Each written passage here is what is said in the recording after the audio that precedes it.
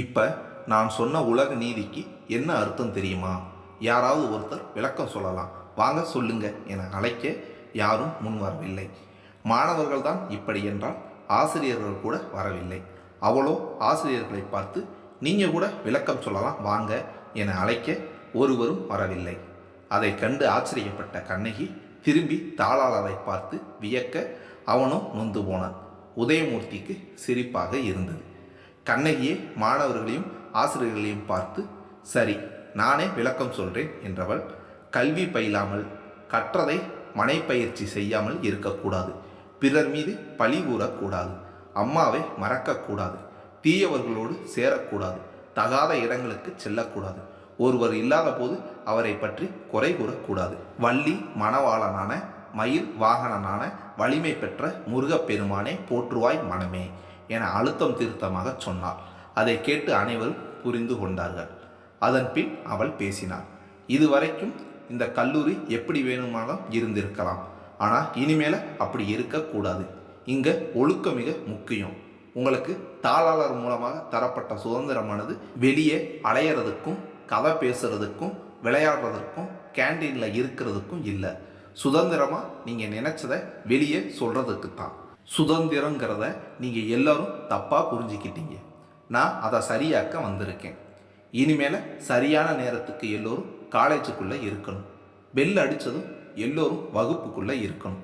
அனாவசியமாக கேன்டீனில் இருக்கக்கூடாது. பிரேக் டைமில் மட்டும்தான் கேன்டீனில் இருக்கணும். அதே போல் ஆசிரியர்களும் வகுப்பில் பாடம் எடுக்கணும். வேலை இல்லாமல் வெட்டியாக ஸ்டாஃப் ரூமில் இருக்கக்கூடாது என சொல்ல மாணவர்கள் அதிர்ந்து ஒருவரை ஒருவர் பார்த்து பேசிக்கொள்ள ஆசிரியர்களும் கண்ணகியை விரோதியோ போல் பார்த்தார்கள். என்னாச்சு? என்னை பார்த்தா எதிரி போல தெரியுதா? பரவாயில்லை, நீங்கள் என்னை எதிரியாக கூட நினைக்கலாம், தப்பு இல்லை. ஆனால் எனக்கு உங்களோட ஒழுக்கம் ரொம்ப முக்கியம். நீங்கள் எல்லோரும் ஒழுக்கமாக நடந்துக்கணும், நல்லா படிக்கணும், பரீட்சையில் முதல் மார்க்கு எடுக்கணும், கல்லூரிக்கு உங்களால் நல்ல பெயர் புகழ் கிடைக்கணும். உங்களை பொறுப்பாக பார்த்துக்கிறது என்னோட கடமை. நான் கடமையில் ரொம்ப ஸ்ட்ரிக்ட். அதனால் நான் சொல்கிறத நீங்கள் செய்கிறத தவிர வேறு வழி இல்லை. செய்ய தவறின ஆசிரியர்களுக்கு வேலை பறிபோகும். அதே போல் செய்ய தவறின மாணவர்களோட பெற்றோர்கள் வரவழைக்கப்படுவார்கள். அதுக்கு அப்புறம் மாணவர்கள் ஒழுக்கம் இல்லாமல் நடந்தால் அவங்களுக்கு டிசி தரப்படும். அந்த டிசியில் குட் என்கிற வார்த்தைக்கு பதிலாக பேட் என்கிற வார்த்தையை எழுதிட்டேன்னா எந்த காலேஜ்லையும் சீட் தர மாட்டாங்க.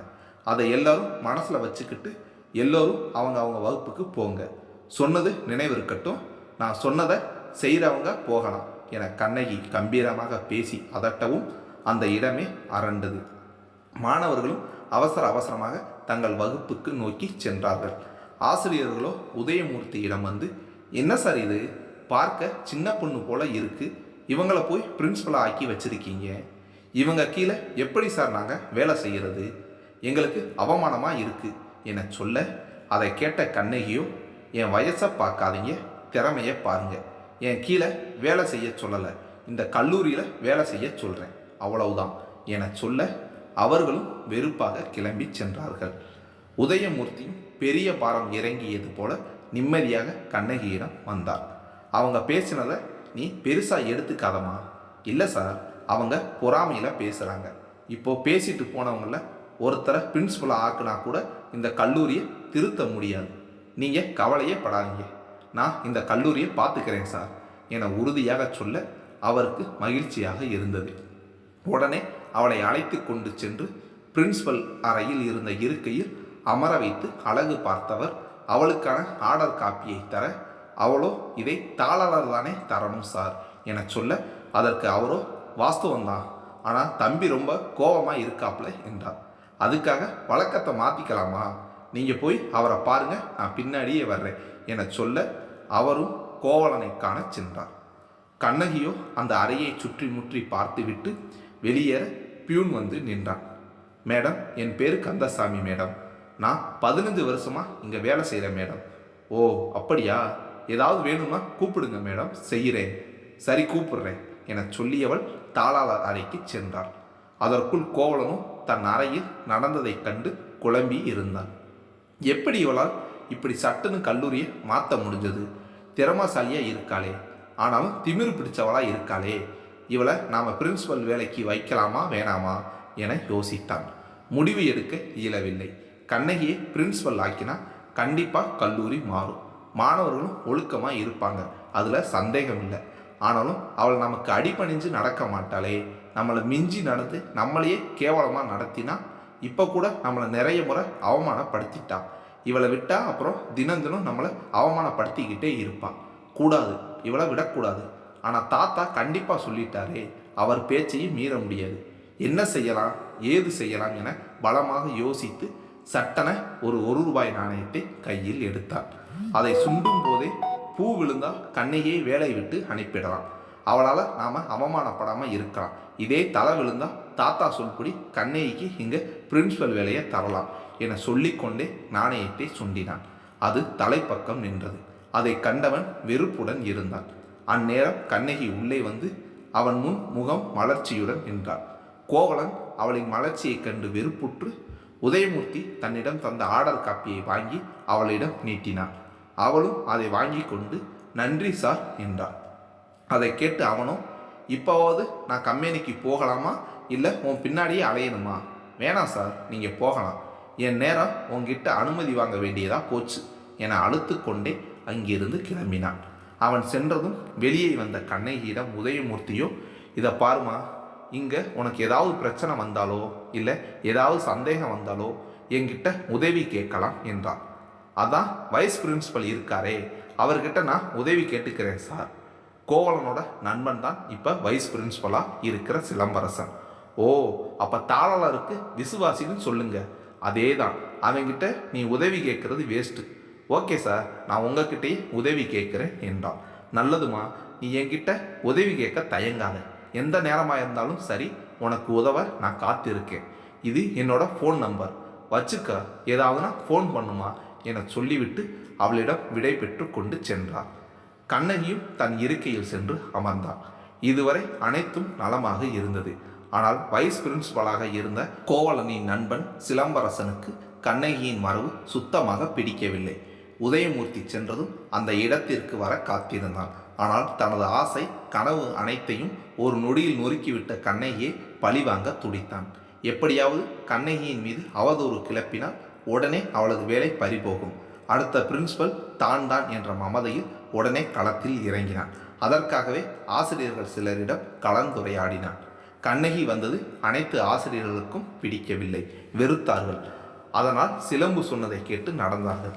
அதன்படி ஆசிரியர்களும் வகுப்புக்கு சென்று அந்தந்த வகுப்பில் இருக்கும் சில தகராறு பிடித்த மாணவர்களை திரட்டி அவர்களை உசுப்பி விட்டார்கள். அந்த மாணவர்களும் எதிர்காலத்தை பற்றி கவலை கொள்ளாமல் மற்ற மாணவர்களிடம் பேசி மறுநாளே காலேஜ் ஸ்ட்ரைக் செய்ய வேண்டும் என முடிவு எடுத்தார்கள்.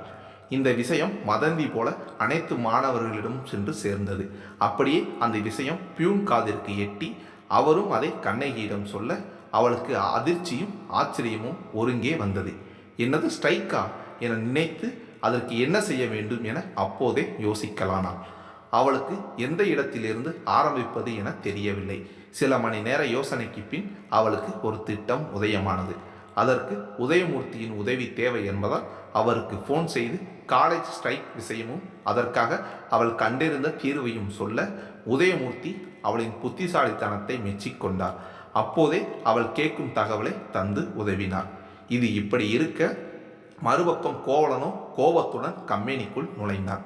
அங்கு அனைவருமே எழுந்து அவனுக்கு மரியாதை தர அவனோ அதை வெறுத்துவிட்டு தன் அறைக்கு சென்றான். அவனது இந்த கோபத்தை கண்டதும் மாதவிக்கு சிரிப்பே வந்தது. ஐ சூப்பரு, கண்ணகி காலேஜுக்கு பாடம் எடுத்த மாதிரி தெரியல, தாளாளருக்கு பாடம் எடுத்த மாதிரி இருக்கு. இனி தினம் தினம் முதலாளிக்கு ஆப்பு தான். ஏற்கனவே அவரோட முகம் சிடுமூஞ்சியாட்டம் இருக்கும், இப்போ பாரு தேவாங்க மாதிரி இருக்கு. எது எப்படியோ என்னை பாடாய்படுத்தினதுக்கு இது அவருக்கு தேவைதான். அனுபவி ராஜா, அனுபவி என அவள் நினைத்து மகிழ்ந்த நேரம் உடனே அவளுக்கு அவனிடம் இருந்து அழைப்பு வர நொந்து போனாள். போச்சுடா, என்ன எதுக்கு வர சொல்கிறானே தெரியலையே, நேற்று தானே ப்ராஜெக்ட் முடித்தேன், மறுபடியும் என்னவா அந்த தேவாங்குக்கு என மனதுக்குள் திட்டிக்கொண்டே சென்றான். அறையில் கோவலனோ இருக்கையில் அமராமல் கல்லூரியில் நடந்ததை நினைத்து நினைத்து வெறுப்புற்று அங்கும் இங்கும் நடக்கலானான்.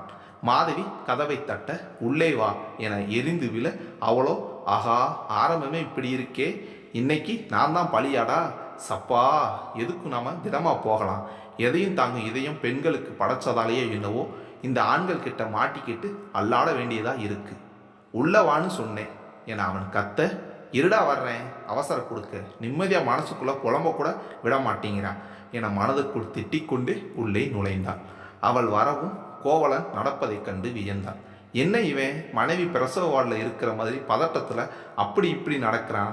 கண்ணகி என்னடி செஞ்ச இவனை, நல்லா இருந்தவனை பைத்தியமாக்கிட்டாளா என்ன என நினைத்து கொண்டே, சார் கூப்பிட்டீங்களா என கேட்க, அவனோ என்ன சொன்ன, இப்போ கூப்பிட்டீங்களேன்னு வந்தேன், முழுசா சொல்லு சார் என சொல்ல வர தடுத்தான். சார்னா சொன்னேன் என்னை பார்த்து. ஆமாம், வேற எப்படி உங்களை கூப்பிடுறது, நீங்கள் முதலாளியாச்சே, நான் உங்ககிட்ட வேலை செய்கிற ஸ்டாப், அப்போ சார் தானே கூப்பிடணும்.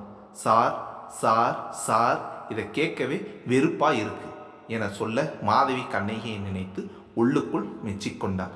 சூப்பர் டி கண்ணகி, நல்லாவே இவனுக்கு வேப்பில் அடித்து அனுப்பியிருக்க போல. இப்போ பாரு என்னோட நடிப்பை. சார் என்னாச்சு சார், ஏதாவது பிரச்சனையா சார், உங்கள் முகமே ஒரு மாதிரியாக டென்ஷனாக இருக்கே சார், எனிதிங் ப்ராப்ளம் சார், நான் செஞ்ச ப்ராஜெக்டில் ஏதாவது பிரச்சனையா சார், சொல்லுங்க சார் என வேண்டுமென்றே சார் என்பதை அடிக்கடி போட்டு பேச அவனோ கடுப்பாகி, போதும் நிறுத்து மாதவி, இனிமேல் நீ என்னை சார்னு கூப்பிடாத, அதை கேட்கவே எனக்கு கஷ்டமாயிருக்கு என சொல்ல, அவளோ பாவமாக முகத்தை வைத்து கொண்டு, வேற எப்படி சார் உங்களை கூப்பிடுறது என்றாள். பேரை வச்சு கூப்பிடு. பேரா? ஐயோ சார், நான் எப்படி, நானே உங்ககிட்ட வேலை செய்கிறவ, முதலாளி பேரை எப்படி பேரை வச்சு கூப்பிடுறது, சொல்கிறது நான் தானே, கூப்பிட்டு தொலையேன், உனக்கு என்ன வாயா வலிக்க போகுது. ஓகே, ஆனால் இங்கே மட்டுமா இல்லை எல்லா இடத்துலையுமா என கேட்க, அவள் சொல்ல வருவது புரிந்து கொண்டவன், இந்த ரூமில் என்கிட்ட இருக்கிறப்ப மட்டும் என் பேர் வச்சு கூப்பிடு, மற்ற இடத்துல பேச வேண்டிய நிலைமை வராது, புரியுதா? ஓகே கோவலன் என்றான். சட்டன அதை கேட்டு முதலில் அதிர்ந்தான். பின்பு பெருமூச்சு விட்டு, என் பேர் இப்போதான் எனக்கே அழகாக தெரியுது மாதவி என்றார். அப்படியா கோவலன், என்னை எதுக்காக வர சொன்னீங்கன்னு சொல்லவே இல்லையே. மெயில் வந்தது, நீ செய்த ப்ராஜெக்ட் சக்ஸஸ் ஆயிடுச்சு, அதை சொல்ல கூப்பிட்டேன். கோவலன், எனக்கும் அந்த மெயில் வந்தது, எனக்கும் மட்டுமில்லை என் டீம் மெம்பர்களுக்கு எல்லாருக்கும் வந்துச்சு, நாங்கள் அப்போவே பார்த்துட்டோம், இருந்தாலும் இதை மெனக்கெட்டு என்கிட்ட சொல்ல கூப்பிட்டதுக்கு ரொம்ப நன்றி கோவலன் என்றான். வாழ்த்துக்கள் என்றான். எதுக்கு கோவலன்? உன்னை ப்ரொமோட் பண்ணியிருக்கேன். என்னவா பண்ணியிருக்கீங்க? என்னோட பர்சனல் செக்ரட்டரியா? எனது பிஏவா? அதெல்லாம் என்னால் முடியாது கோவலன். மாதவி ப்ளீஸ் என்னை புரிஞ்சுக்கோ என அவன் கெஞ்ச, அதில் அவள் சற்று அமைதியாகி சரி என்பது போல் தலையாட்டி வைக்க, அதில் கோவலன் சற்று ஆறுதல் அடைந்தான். அவனின் பரிதாபகரமான நிலைமையை நினைத்து பரிதாபமே கொண்டாள் மாதவி. மாலை நேரம் வீடு திரும்பினாள் மாதவி. ஆனால் இன்னும் கண்ணகி வராமல் போகவே அவளுக்கு அச்சமாக இருந்தது. சரி, புது வேலை எப்படியும் வருவாள் என பார்த்திருந்தாள். ஆனால் அவளோ 8 மணிக்குத்தான் வந்தாள். கண்ணகி, என்னடி இவ்வளோ லேட்டாக வர்ற? காலேஜில் புது பிரச்சனை மாதவி, அதை சால்வ் பண்ணிட்டு வர்றேன். அதான். என்னாச்சு? நாளைக்கு மாணவர்கள் எல்லோரும் சேர்ந்து ஸ்ட்ரைக் பண்ண போகிறாங்களாம். இது என்ன கால கொடுமையாக இருக்குது? நீ வேலைக்கு சேர்ந்த மறுநாளே இப்படி ஒரு விஷயம் நடந்தால் உனக்கு பிளாக் மார்க் வருமே. தெரியும். சரி, பிரச்சனை எப்படி சால்வ் பண்ண போகிற? அதுக்கான எல்லா ஏற்பாடுகளையும் செய்து முடிச்சுட்டு வர்றதுக்கு தான் இவ்வளோ நேரம் ஆயிடுச்சு. அப்போது ஸ்ட்ரைக் நடக்காது அதானே? நடக்கும், ஆனால் அதை சமாளிக்கிற விஷயத்த நான் செய்துட்டேன், இனி கவலை இல்லை. அதானே பார்த்தேன். நீ யார்? கண்ணகியாச்சே. ரொம்ப டயர்டாக இருக்க, உனக்கு பதிலாக நானே சமைச்சிட்டேன், சாப்பிடலாமா? நீ சமைச்சியா? ஐயோ, அந்த நூடுல்ஸ் தானே, எனக்கு வேணாம் மாதவி. சாரி கண்ணகி, எனக்கு சமையல் வராது, எனக்கு தெரிஞ்ச ஒரே டிஷ் நூடுல்ஸ் தான், அதுதான் செய்தேன். சரி பரவாயில்லை, ரொம்ப பசிக்குது, அதையே சாப்பிடலாம் வா என சொல்ல, அவளும் தான் செய்த நூடுல்ஸ் கொண்டு வந்து வைத்து அதை அவளுக்கும் இவளுக்குமாக பரிமாறிக்கொண்டு சாப்பிட்டார்கள். அப்புறம் உன் வேலை என்னாச்சு என கண்ணகி மாதவியிடம் கேட்க, அதை ஏன் கேட்குற? நீ அடித்த வேப்பிலையில் என் முதலாளி மரக்கலண்டு போயிடுச்சு தெரியுமா? வேப்பிலை அடித்தேனா? பின்ன அந்த ஆள் ஆஃபீஸுக்கு எப்படி வந்தான் தெரியுமா?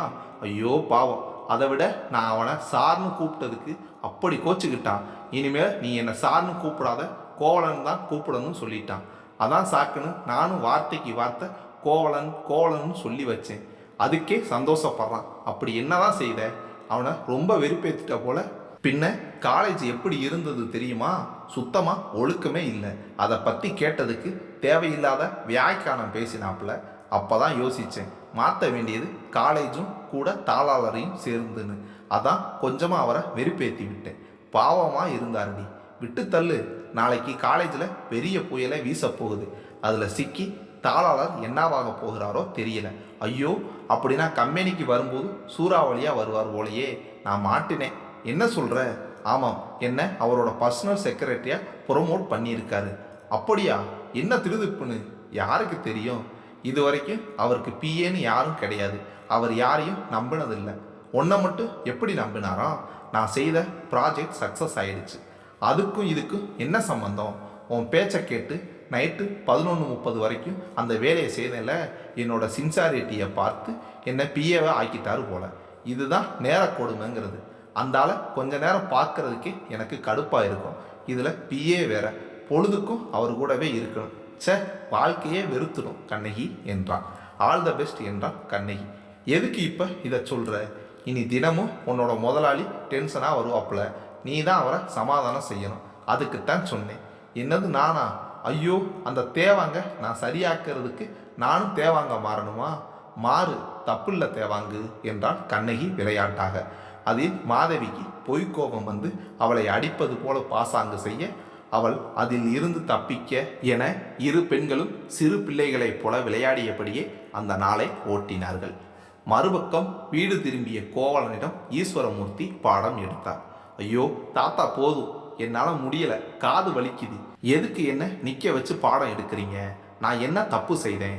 உன் பொறுப்பில் விட்ட கல்லூரியோட நிலைமையை நீ நேரில் பார்த்துமா தப்பே செய்யாதது போல பேசி வைக்கிற. நான் என்னவோ நினச்சேன், ஆனால் என்னவோ நடந்துடுச்சு.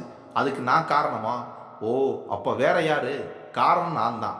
நானே தான் உன்னை நம்பி கல்லூரியை தந்ததுக்கு நானே எல்லா பிரச்சனைக்கும் பொறுப்பு ஏற்றுக்கிறேன். போதுமா? இப்போ என்ன பிரச்சனை வந்துடுச்சு? அதான் உங்களுக்கு பிடிச்ச பிரின்ஸ்பலை வேலைக்கு வச்சாச்சே. பிறகு என்ன? என்னவா? நாளைக்கு காலேஜில் ஸ்ட்ரைக் நடக்க போகுதான். எனக்கு விஷயம் வந்துடுச்சு, உனக்கு வரலையா? என்னது ஸ்ட்ரைக்கா? எதுக்காக? நாளைக்கு தெரியும் பாரு. இது என்ன புது பிரச்சனை? இது வரைக்கும் அந்த காலேஜில் ஸ்ட்ரைக்கே நடந்ததில்லை. புது பிரின்ஸ்பல் வந்ததுமே ஸ்ட்ரைக் நடக்குதுன்னா என்ன அர்த்தம்? என்ன அர்த்தம்? யாருக்குமே அந்த புது பிரின்சிபலை பிடிக்கலன்னு அர்த்தம். போதும், நிறுத்து. ஸ்ட்ரைக்கை பற்றி யோசிப்பேன்னு பார்த்தா புதுசாக வந்த பொண்ணை குறை சொல்கிற. என்ன செய்ய சொல்கிறீங்க? அவளோட கட்டுப்பாடுகள் கடுமையாக இருந்ததால் பாவம் மாணவர்கள் கொதிச்சு போயிருக்காங்க. இதுக்கு காரணம் அவள் தானே. அவளே இந்த ஸ்ட்ரைக்கு பிரச்சனையை சரியாக்கட்டும். எனக்கு என்ன வந்தது? ஒரு தாளாளர் பேசுகிற பேச்சா இது? முடியல தாத்தா, வேற எப்படி பேசுறது சொல்லுங்க. நாளைக்கு நடக்க போகிற ஸ்ட்ரைக்கில் புது பிரின்சிபலுக்கு எந்த ஆபத்தும் வரக்கூடாது. அவளை நீ தான் பத்திரமா பார்த்துக்கணும். எது, நானா? நான் என்ன அவளோட பாடிகாடா? என்னால் முடியாது தாத்தா. அப்போது நீ எதுக்கும் லாய்க்கு இல்லை. உன்னையே இந்த வீட்டில் வச்சுக்கணும். வெளியே போ. ஊனா இதையே சொல்லுங்க. எல்லாம் என் நேரம். இப்போ என்ன? அவளுக்கு நான் பாதுகாப்பு தரணும். தந்து தொலைக்கிறேன். போதுமா? போதும் போதும், சந்தோஷம். ஆள விடுங்க, நான் போய் தூங்குறேன் என கத்தி விட்டு அவன் உறங்கச் சென்றான். ஈஸ்வரமூர்த்தியோ, இப்போ இருந்தே உன்னை அவள் பக்கம் நெருங்க வைக்கிறேன். உங்களோட நெருக்கம் கூடிய சீக்கிரத்தில் காதலா மாதிரி கல்யாணம் வரைக்கும் வரணும். அதுதான் என் ஆசை என மனதில் நினைத்து கொண்டு உறங்கச் சென்றார்.